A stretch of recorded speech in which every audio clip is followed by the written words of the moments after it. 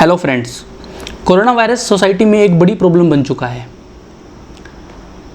Corona virus कैसे फैलता है? कोरोना वायरस, अगर किसी को कोरोना वायरस हो जाता है तो वो कब तक किसी दूसरे को इन्फेक्ट कर सकता है? इसके लिए हमें क्या प्रिवेंशन लेनी चाहिए? अगर कोरोना वायरस हो जाता है तो हमें होम आइसोलेशन में होना चाहिए या हॉस्पिटल में एडमिट होना चाहिए? ऐसे बहुत सारे क्वेश्चंस हैं। इन ऐसे बहुत सारे क्वेश्चंस को दोस्तों हम इन वीडियोस में डिस्कस करेंगे। आज की हमारी वीडियो का टॉपिक है ट्रांसमिशन एंड इन्फेक्टिविटी।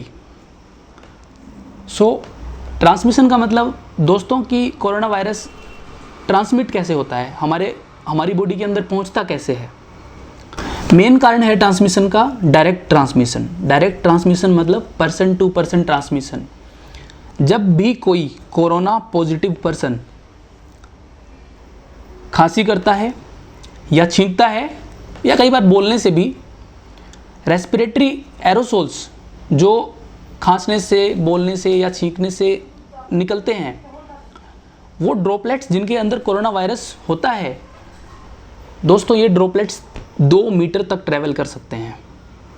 अगर कोई हेल्दी इंडिविजुअल उस 2 मीटर के डिस्टेंस में आता है और वहाँ पे सांस लेता है तो ये रेस्पिरेटरी ड्रॉपलेट्स उसके ब्रीदिंग के थ्रू बॉडी के अंदर जा सकते हैं और कोरोना वायरस का इन्फेक्शन हो सकता है। इसीलिए सोशल डिस्टेंसिंग के जो नॉर्म्स बनाए गए हैं वो बनाए गए हैं social distancing more than 2 metres. इसके अलावा जो स्प्रेड होने के लिए रूट्स हैं वो हैं दोस्तों, अगर हम किसी इन्फेक्टेड सरफेस को टच करते हैं, कोई भी ऐसा सरफेस जहाँ पे कोरोना वायरस प्रेजेंट है, कितने टाइम तक कोरोना वायरस सरफेस पे रहता है दोस्तों ये अभी तक अनसर्टेन है, लेकिन 6 to 9 डेज तक डॉक्यूमेंट किया गया है कि वायरस 6 to 9 डेज तक सरफेस पे जिंदा रह सकता है।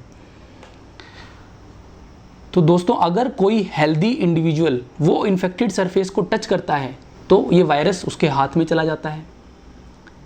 अगर उसके बाद हम अपने हाथों को बिना साफ़ किए, यानी कि या तो सैनिटाइज़र से हम साफ़ कर सकते हैं या फिर साबुन और पानी से हम साफ़ कर सकते हैं।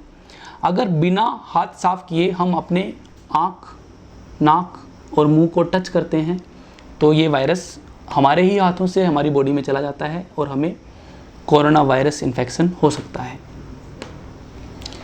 इसके अलावा एयरबोर्न रूट का मतलब होता है दोस्तों कि जब हम बोलते हैं, खांसते हैं या छींकते हैं तो कुछ पार्टिकल्स जिनका साइज रेस्पिरेटरी ड्रॉपलेट से बहुत छोटा होता है, जो कि 2 मीटर डिस्टेंस से ज़्यादा ट्रैवल कर सकते हैं, अगर ये वायरस एयरबोर्न रूट से होता है या नहीं होता है दोस्तों ये अभी अनसर्टेन है। This is a controversial topic, अभी इसके बारे में नहीं पता है।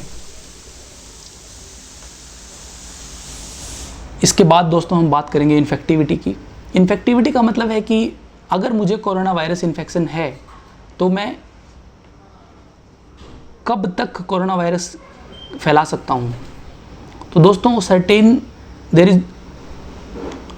ये अभी तक नहीं पता है कि कितने टाइम तक कोरोना वायरस का इन्फेक्शन फैल सकता है, लेकिन ये डॉक्यूमेंटेड है कि अगर मुझे अभी सिम्टम डेवलप नहीं हुए हैं और मुझे कोरोना वायरस इन्फेक्शन है तो yes I can spread the infection, but infectivity कम होती है दोस्तों। अगर मुझे कोरोना वायरस का इन्फेक्शन हुआ है और मुझे अभी तक सिम्टम नहीं आए हैं तो yes I can spread the infection, but chances are less. Infection spread होने के चांसेस कम होते हैं, लेकिन होते हैं। सबसे ज़्यादा चांसेस होते हैं अर्ली सिम्टोमेटिक फेज, यानी कि मुझे इन्फेक्शन हो गया है और अभी मुझे सिम्टम आने स्टार्ट हुए हैं, तो सिम्टम ऑनसेट से 6 से 7 दिन के अंदर सबसे ज़्यादा इन्फेक्टिविटी होती है। यानी कि मैं सबसे ज़्यादा इन्फेक्शन सिम्टम स्टार्ट होने के 6 से 7 दिन के अंदर फैलाऊंगा। उसके बाद धीरे धीरे इन्फेक्टिविटी कम होती जाती है और अप्रोक्सीमेटली सिम्टम ऑनसेट से 9 डेज के बाद इन्फेक्टिविटी लेवल काफ़ी कम हो जाता है। इसके बाद हम बात करेंगे रिस्क ऑफ ट्रांसमिशन।